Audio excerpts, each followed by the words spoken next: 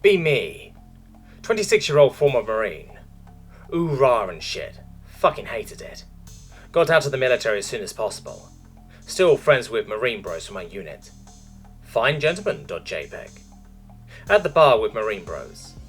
4 shots down and we all start spurging about how broke we are. Feels bad, man. One Marine bro says he has an idea. Shut the fuck up. No, seriously. Okay, what? Explains how his brother is a coastie and does narcotics interdiction. Says they regularly catch boats and mini-submarines with millions of dollars worth of drugs on board in the Gulf of Mexico. Says it's a bit of a waste the coasties find them. And not us. We poke holes in his idea and accuse his brother of being a gay-ass coastie that loves to hot rack with men. Keep drinking. We're all thinking it though. Be actual pirates and make enough money in one voyage to buy a G6 jet and book Indigo White with a full girlfriend on it. Smart Marine bro mentions he knows a boat we could use, that he knows how to sail and has a full 6-pack captain's license. Says we could dress up like boat dads and make port anywhere. Says all 13 of us would be more than enough. Keep calling him stupid. That would end very badly. But the bug bit us. We could do this. Passed the idea around Marine bros over the weeks. 9 of us are surprisingly down as fuck and 5 nearly homeless and drunk enough to kill for rent money. We decide on the crew of 6. Elect Smart Marine bro as Captain Skipper. I'm Quartermaster and Helmsman. Other bro that made fun of him the most gets to be Grinder and Trimmer. Coastie brother is Navigator. All to get equal shares, except Captain who gets a double. I get 1 1/4, so does Navigator fag. Tell him if he asks to hot rack with me, I'll kill him. No longer Marine bros. We'll refer to them as shipmates from now on. Arrrrr.exe. Go to Marina to see our vessel. She's a lovely 2-masted schooner, gaff rigged, 103 feet 81 tons, 11-foot draft, and as seaworthy as the Little Mermaid before she married that fish-fucking cuck. How are we supposed to catch a speedboat in that? I ask. Skipper explains that we can tow RHIBS's with engines he personally souped up. Schooner makes for a comfy trip and less threatening appearance. Oh.jpg. My loadout goes as follows.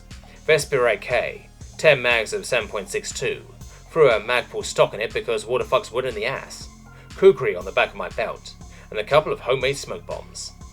Never felt more alive in my life as we got underway. We were doing 10 knots headed south by southeast. My face when I'm an actual pirate setting himself for death or riches, pig related. We knew there was going to be bad weather. Coastie Fag explained drug runners risk bad weather because coasties don't.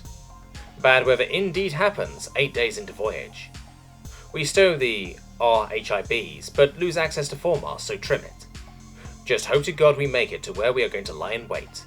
Been seasick the entire time, but the waves get to be like a roller coaster as our ship is tossed unforgivingly by the raging tempest. A day and a night of little sleep. Thankfully we didn't lose anyone. We are kicked off the short bus retarded for being out here this time of year. Hear sickening cracking noise. We've lost our foremast, and all the ruined jibs are weighing down the bow, and we start luffing dangerously hard. We manage to climb over the RHIBs and clear away the foremast, and it remains in the very risky move. Finally the squall fucks up north, and we are windbound and becalmed, but nobody is dead. We've made it more or less to our hiding spot, and used the engines to get in position. Turns out Skipper wasn't a retard. He also did his homework on who it was relatively safe to steal from, important if you want to be a pirate that gets paid. 3 days windbound and not mobile, low on supplies. Several speedboats have passed, but Skipper vetoed going for them. Water getting low, no more booze, and we're all DTing. TBC. 4 AM. Skipper wakes us up, yelling all hands to deploy to HRIBs. This is not a drill. No shit, asshole, we've never had drills on this fucking boat. Get my gear on and do a bump off my glove. If this is it. Jesus Christ. Speedboat hauling ass to our west. We're already too late to catch them probably. He decides fuck it. I reload into the 2 RHIBs, and we start skipping towards our prey. It looks hopeless until we start approaching the white speck that is indeed a speedboat, and a big one. She must be redlining. It took us quite a while before we reached hailing distance. Coastie Fag tries to hail them on a small radio setup he has with them. Idiot.jpg. They know damn well we aren't coasties. They respond by telling him to go fuck himself in Spanish, and bullets whiz over us from their stern. We come up on the port and starboard sides. They turn and try to create a wake that will at least trash one of the RHIBs. It does. Skipper's RHIB gets BTFO'd, and they are in the water, save for Skipper. He screams at me to catch those motherfuckers and don't stop. We don't stop. Get within 12 to 10 feet of Narco's speedboat. Hammer the engines with a full clip and see them starting to slow. Engines smoking now. I disable them.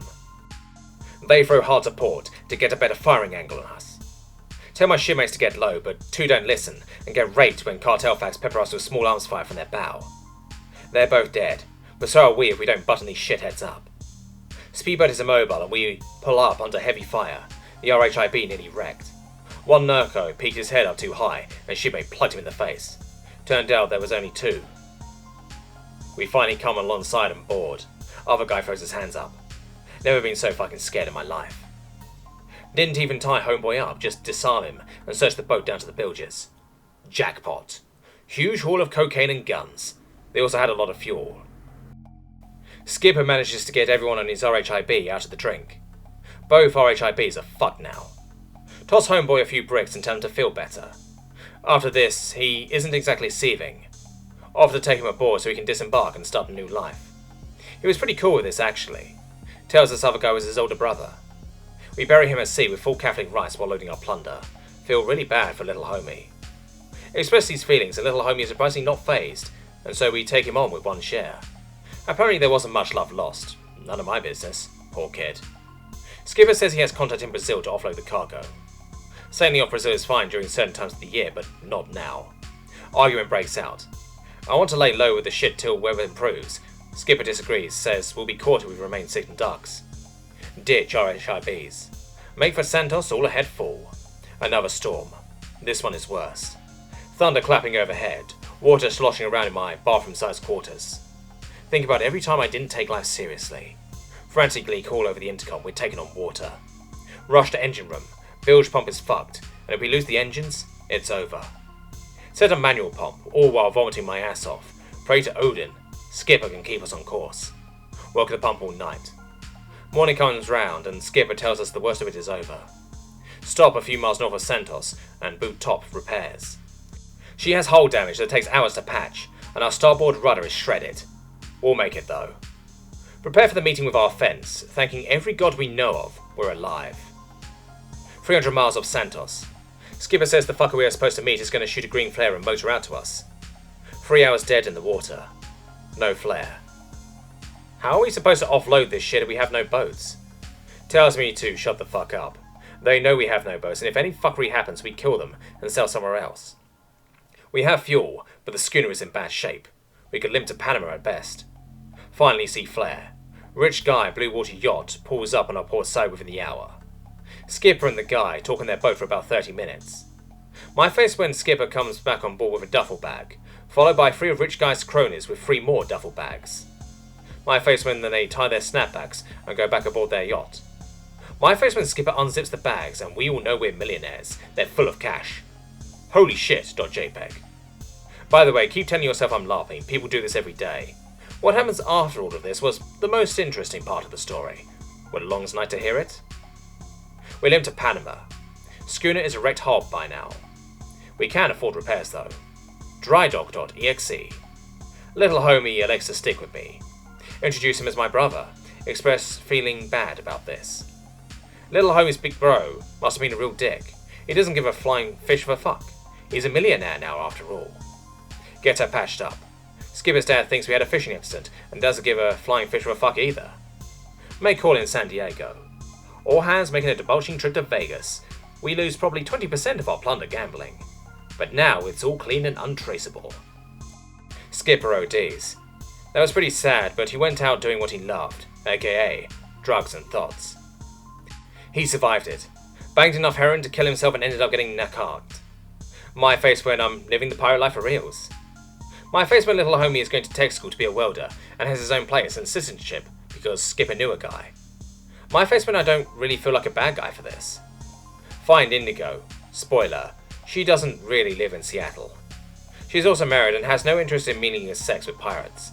Keck, but base.jpg. Find another thought. Have a great time. I'm a pirate for life now, ready to get underway and do it again. Take it as a LARP if you want, K, but true adventure and fortune is closer than you think. Also, ask a jolly real-life pirate anything. This was 2 years ago, and I'm doing well.